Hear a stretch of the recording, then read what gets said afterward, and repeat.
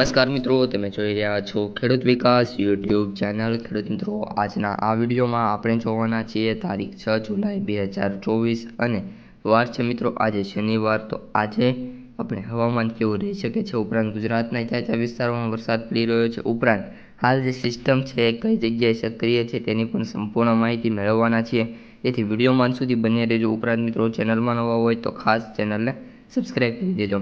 સૌપ્રથમ ખેડૂત મિત્રો, હવે આપણે આજથી 6 તારીખથી શરૂઆત કરીએ.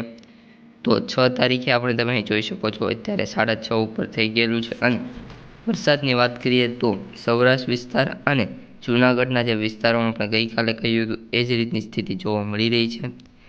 વાત કરીએ તો જૂનાગઢ છે, ત્યારબાદ મિત્રો પોરબંદર છે, આ બધા સેન્ટરો છે જ્યાં વરસાદ આજે સારો થઈ શકે છે. સૌપ્રથમ વાત કરીએ તો પોરબંદર છે, ભાણવડ છે, દ્વારકા છે, ત્યારબાદ ગોંડલ છે. જૂનાગઢમાં ખૂબ જ વધારે વરસાદ થવાની સંભાવના છે. ત્યારબાદ મિત્રો વાત કરીએ તો અહીં પણ એવો વિસ્તાર છે જે છે વેરાવળ છે, ઉના છે અને મહુવા છે. આ એટલો પટ્ટો એવો છે.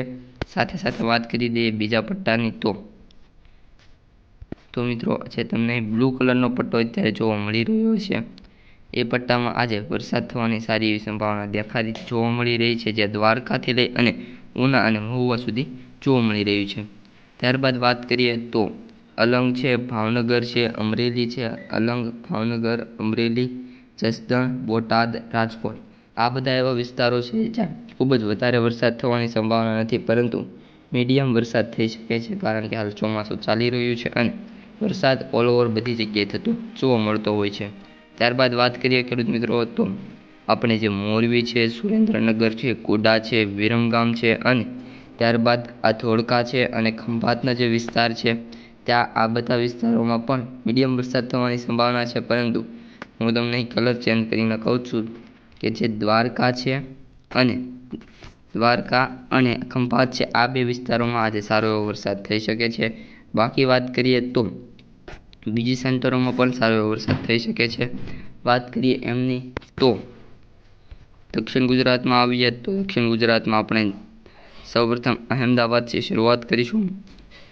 તો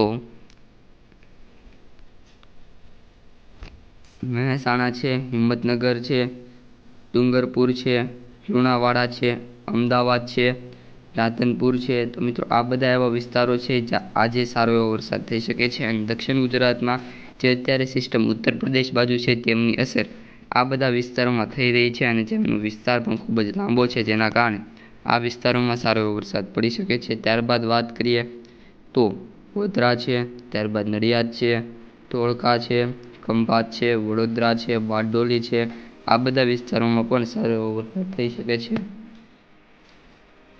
ત્યારબાદ વાત કરીએ તો ભરૂચ અને એ બધા વિસ્તારોમાં તો અહીં અમોદ છે, ત્યારબાદ બોડેલી છે, રાજપીપળા છે, ભરૂચ છે.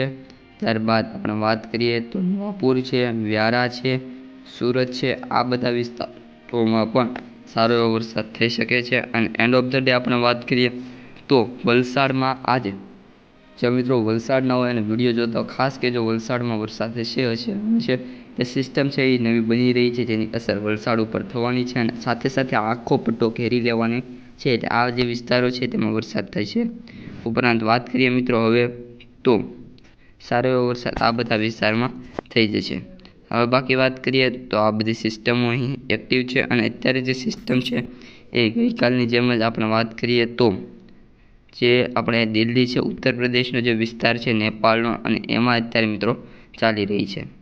તો હવે મિત્રો આપણે સમય જતાં ગુજરાતમાં કઈ રીતની સ્થિતિ ચાલી રહી છે 7 વાગ્યે.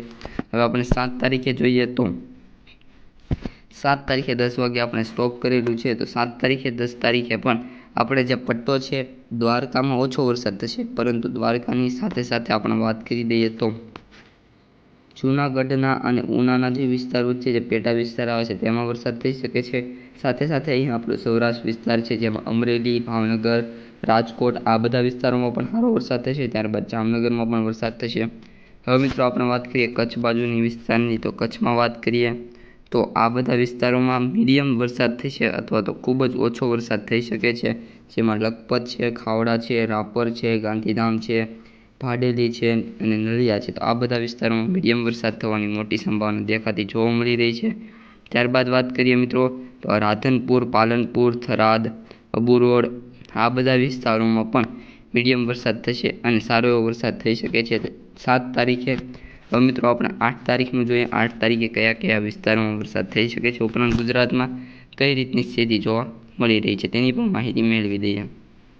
તો અહીં આપણે મિત્રો જોઈએ છીએ એમ ગુજરાતમાં જે સિસ્ટમ છે તેમનું બળ ઓછું થઈ રહ્યું છે. મેં તમને જેમ કહ્યું હતું ઉત્તર દક્ષિણ ગુજરાત છે તેમાં એક સિસ્ટમ બનતી હતી અને એ સિસ્ટમ મિત્રો અહીં ત્યારે જોઈ શકો છો કે જે મહારાષ્ટ્ર પટ્ટાનો વિસ્તાર છે, નાગપુર એ બાજુ મિત્રો જોવા મળી રહી છે. એટલે કે ત્યાંથી બની છે અને સીધી ચાલી જાય છે. એટલે ગુજરાત ઉપર તેની અસર થશે, પરંતુ મોટી અસર ગુજરાત ઉપર થવાની સંભાવના નહીવત છે.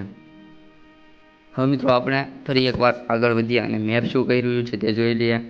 તો હાલ પાછી એક વખત મિત્રો અહીં સિસ્ટમની જે અસર હતી એ ગુજરાત ઉપર થઈ છે અને જે આપણે આ ગુજરાતનો જે આપત્તો વિસ્તાર છે આમાં મીડિયમ વરસાદ 8 તારીખે થઈ શકવાની સંભાવના છે. વહેલી સવારે ઝાપટા આવી શકે છે 8 તારીખે, એટલે મિત્રોએ સાવધાન રહેવું. ત્યારબાદ મિત્રો વાત કરીએ તો 12 વાગ્યે સારો એવો વરસાદ થઈ જશે ગુજરાતમાં. જે સિસ્ટમ મહારાષ્ટ્ર બાજુ ઉપરાંત જે ઉપર છે ઉત્તર પ્રદેશમાં સિસ્ટમ ગઈ હતી એ ફરી એકવાર નીચે ભોપાલમાં આવે છે, જેમના લીધે સમગ્ર ગુજરાતમાં 8 તારીખે મિત્રો વાત કરીએ તો 8 તારીખે સમગ્ર ગુજરાતમાં વરસાદ થવાની સંભાવના છે. સમગ્ર ગુજરાતમાં મિત્રો એક પણ એવો વિસ્તાર બાકી નહીં હોય કે વરસાદ ન થાય. 8 તારીખે ગુજરાતમાં સારો એવો વરસાદ થઈ જશે. ત્યારબાદ વાત કરીએ આપણે 9 તારીખે કઈ રીતની વરસાદની માહિતી છે તેમની માહિતી મેળવી લઈએ. તો 9 તારીખે વાત કરીએ મિત્રો તો 9 તારીખે પણ સારો એવો વરસાદ થઈ જશે એવી આશા છે. અત્યારે મિત્રો જે મેપ છે એમાં આપણે જોઈ રહ્યા છીએ એમ આપણે સારો એવો વરસાદ થશે. ઉપરાંત મિત્રો વાત કરીએ તો બીજા જે વિસ્તાર છે અને આ જે સિસ્ટમ છે મિત્રો એ એક્ઝેક્ટલી આપણે મધ્યપ્રદેશ ઉપર કામ કરી રહી છે, જેના લીધે આ જે બધા સેન્ટરો છે ત્યાં સારો એવો વરસાદ જોવા મળવાની સંભાવના છે. જે મધ્યપ્રદેશનો વિસ્તાર છે ત્યાં સારો એવો વરસાદ થશે. બાકીની વાત કરીએ તો આ બધા વિસ્તારોમાં વરસાદ જોવા મળી શકે છે. હવે મિત્રો વાત કરીએ આપણે બીજા વિસ્તારોની ક્યાં કેવો વરસાદ જોવા મળી શકે છે. તો આપણે 3 તારીખની વાત કરીએ તો સિસ્ટમમાં કોઈ ફેરફાર થતો નથી